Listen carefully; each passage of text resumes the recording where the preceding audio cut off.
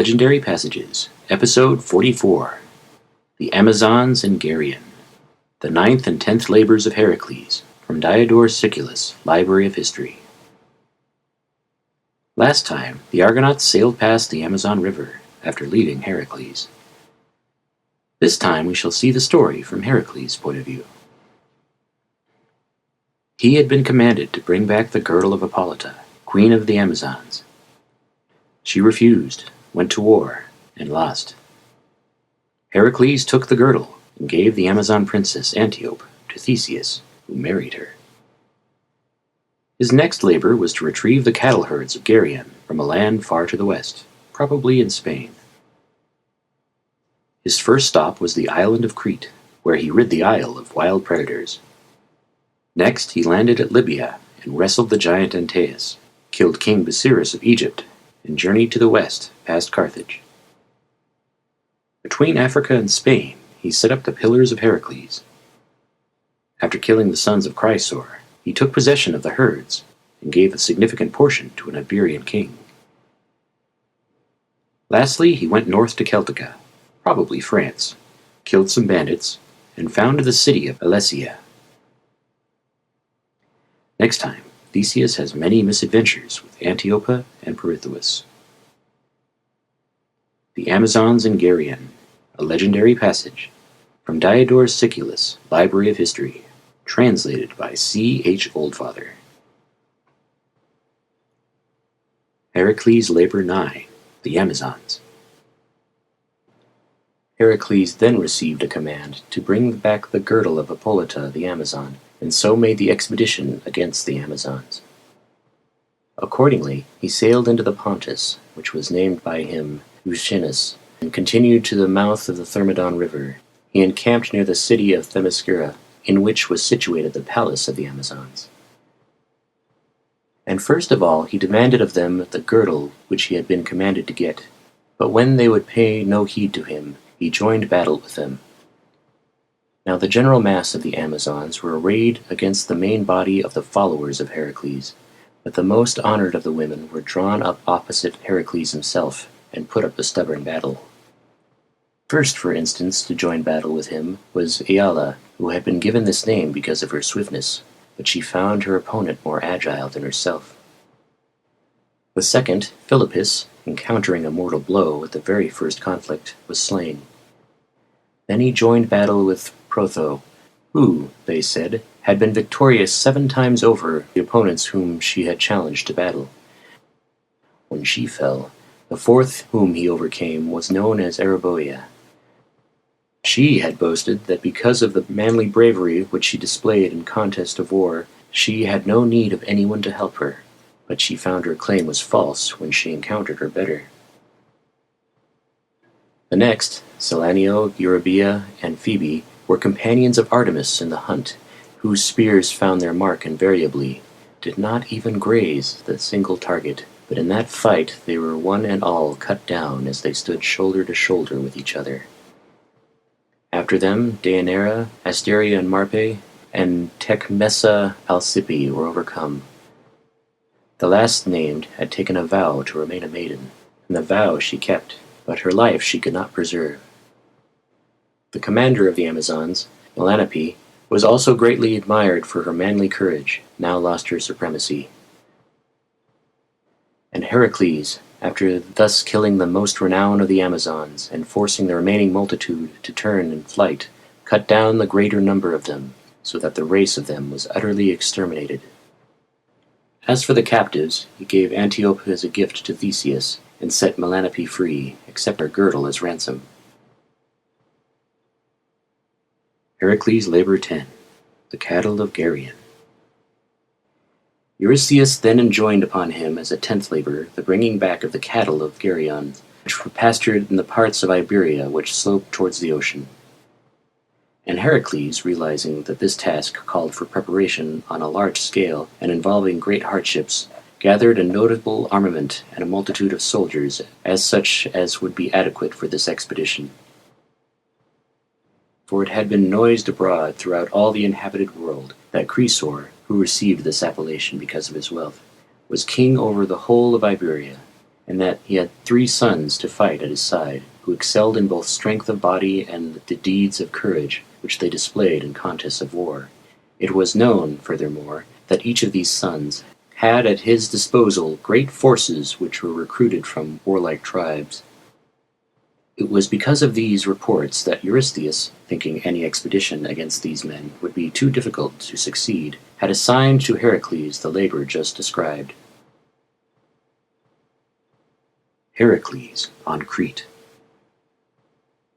But Heracles met with the perils in the same bold spirit which he had displayed in the deeds which he had performed up to this time.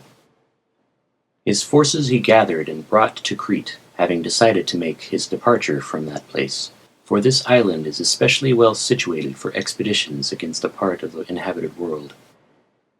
Before his departures he was magnificently honored by the natives, and wishing to show his gratitude to the Cretans, he cleansed the island of the wild beasts which infested it. And this is the reason why in later times not a single wild animal, such as a bear or wolf or serpent or any similar beast, was to be found on the island. This deed he accomplished for the glory of the island, which, the myths relate, was both the birthplace and the early home of Zeus. Heracles and Antaeus.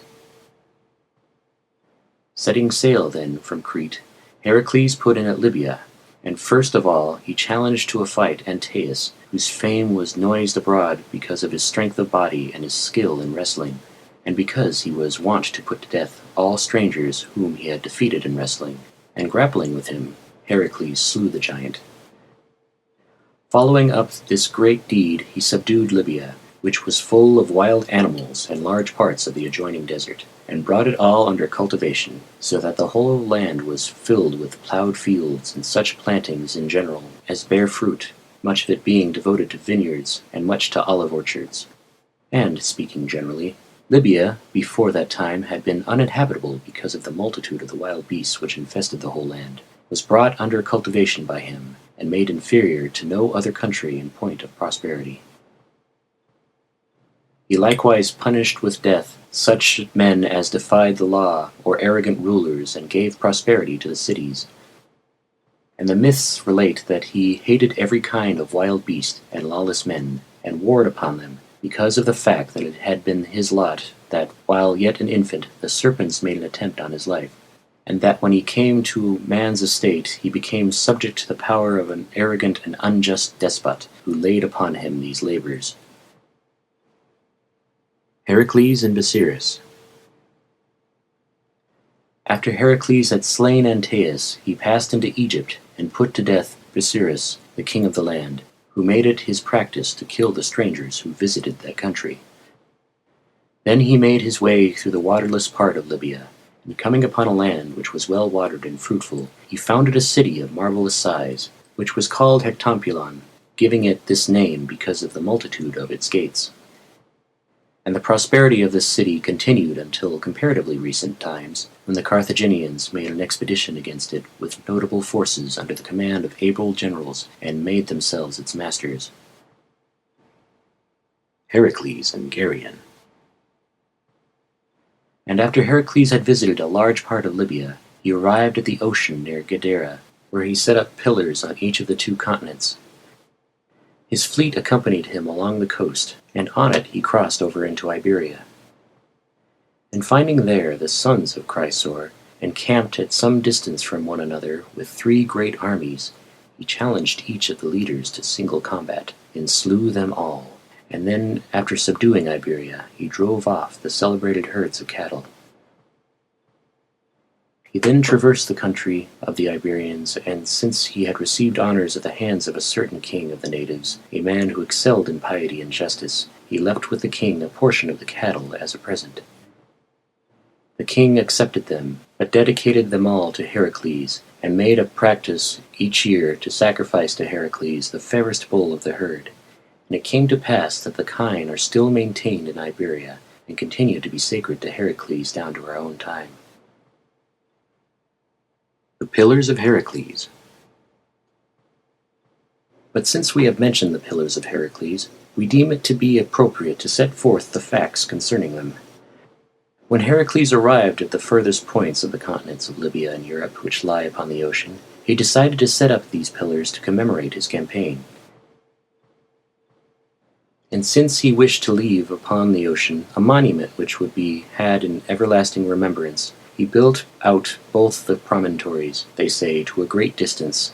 Consequently, whereas before that time a great space had stood between them, he narrowed the passage, in order that by making it shallow and narrow he might prevent the great sea monsters from passing out of the ocean into the inner sea, and that at the same time the fame of their builder might be held in everlasting remembrance by reason of the magnitude of their structures.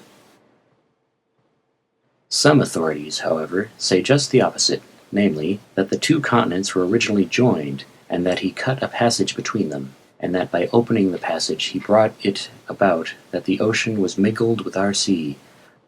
On this question, however, it will be possible for every man to think as he may please.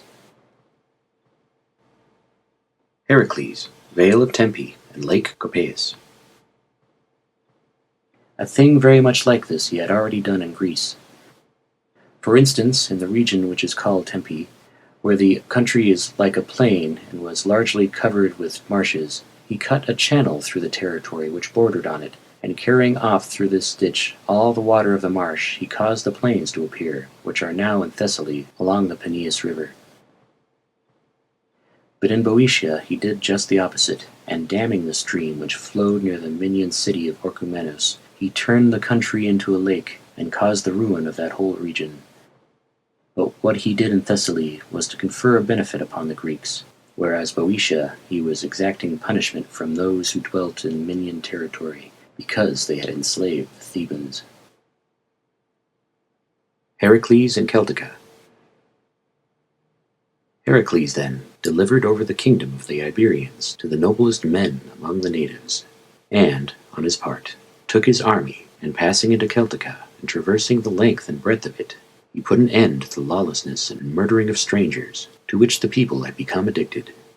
And since a great multitude of men from every tribe flocked to his army of their own accord, he founded a great city, which was named Alesia after the wandering on his campaign.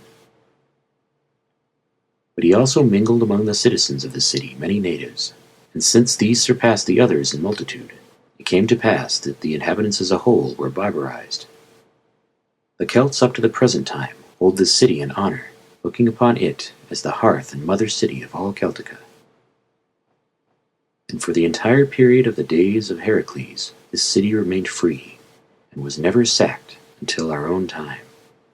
But at last Gaius Caesar, who had been pronounced a god because of the magnitude of his deeds, took it by storm, and made it and the other Celt subjects of the Romans.